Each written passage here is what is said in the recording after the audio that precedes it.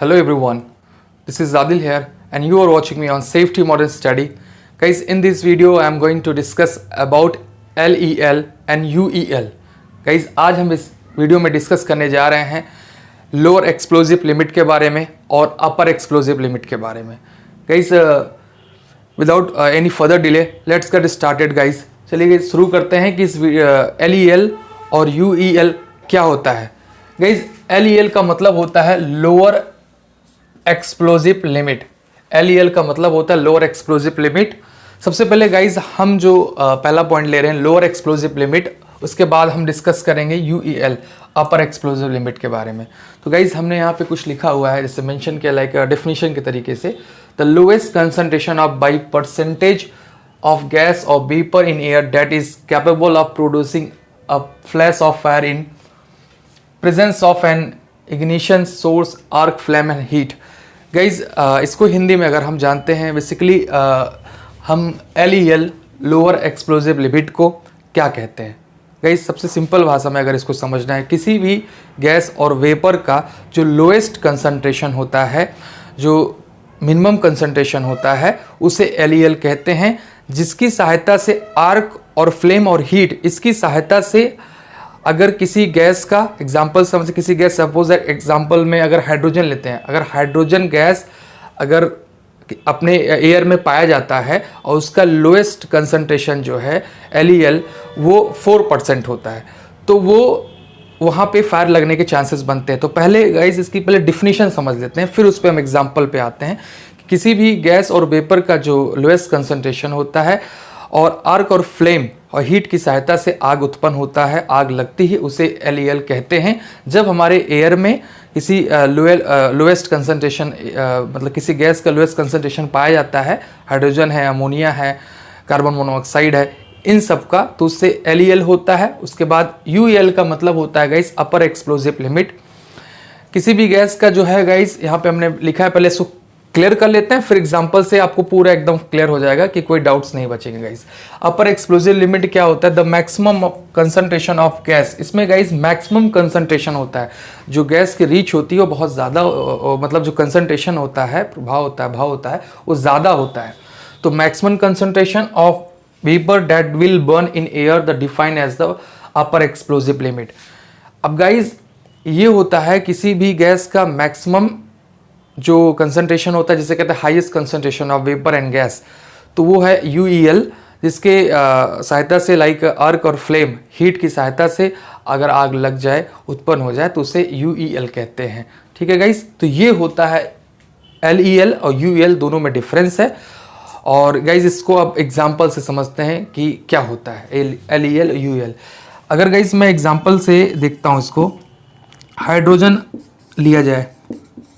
अब हाइड्रोजन का जो है गाइज 4% होता है LEL, इसका 4% होता है LEL, lower explosive limit guys इसका 4% होता है.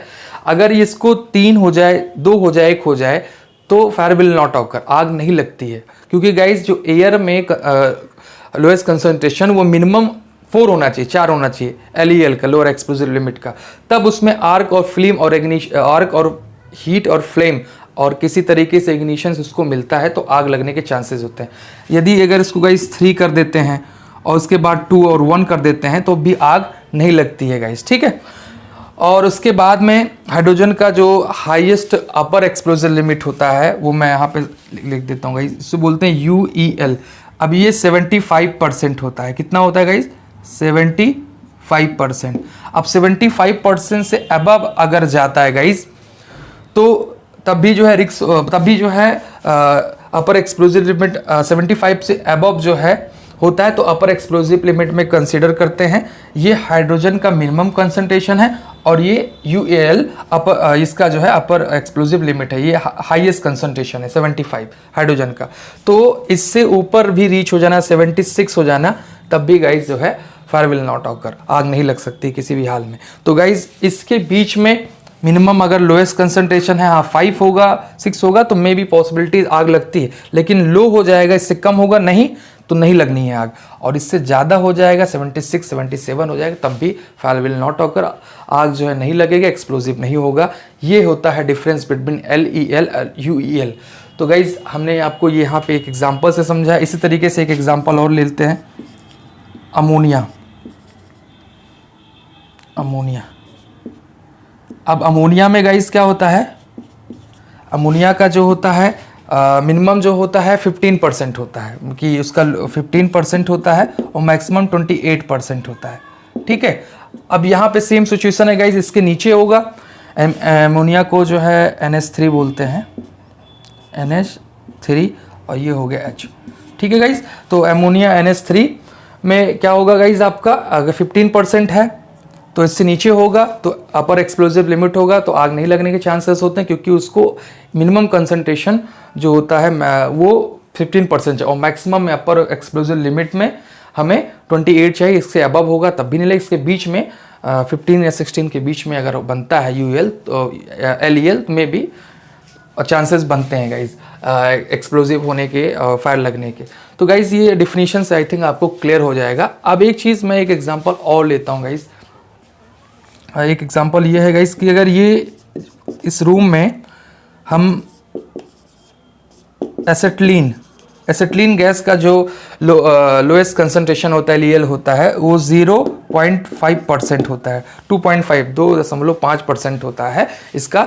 अगर इस गैस का लोएस्ट कंसंट्रेशन अगर इस कमरे में छोड़ दिया जाए, रिलीज कर दिया जाए, तो अगर इसको 2.5 किया तो डेफिनेटली आग लगने के चांसेस बनते हैं, क्योंकि उसको इग्निशंस दे देंगे आग फ्लेम के सहायता से, हीट के सहायता से, डेफिनेटली फायर विल ऑकर, आग लग सकती है। लेकिन इसको अगर लोएस्ट करेंगे, नीचे करेंगे, इसको 1.9 कर देंगे इस कमरे में छोड़ के और इग्निशंस देंगे तब भी नहीं होगा गाइज। 1.9 करेंगे, 1.9 भी करेंगे तब भी नहीं होगा। अगर इसको फिर और बढ़ाएंगे 2.4 भी करेंगे तब भी नहीं, 2.3 करेंगे तब भी नहीं। जब ये 2.5 पहुंचेगा और इसको इग्निशंस और फ्लेम आर्क और उसकी मदद से, सहायता से इसको जो है इग्निशंस मिलेंगे तो डेफिनेटली ये आग लगने के चांसेस होते हैं। तो ये होता है guys lowest concentration of gas and vapour, और कि गैस एंड वेपर जिसमें जो है गाइज हमारा लोअर एक्सपोजर लिमिट और अपर एक्सप्लोजिव लिमिट होता है।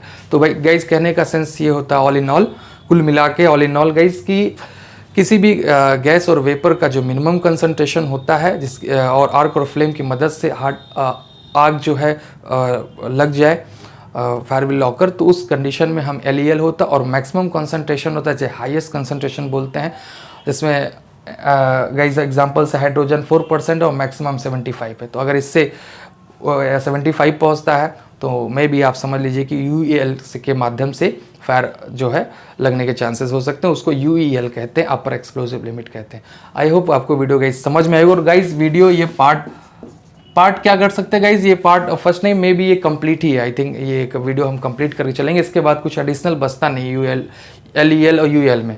तो वीडियो गाइज अच्छी लगी तो like share and subscribe. Thank you so much.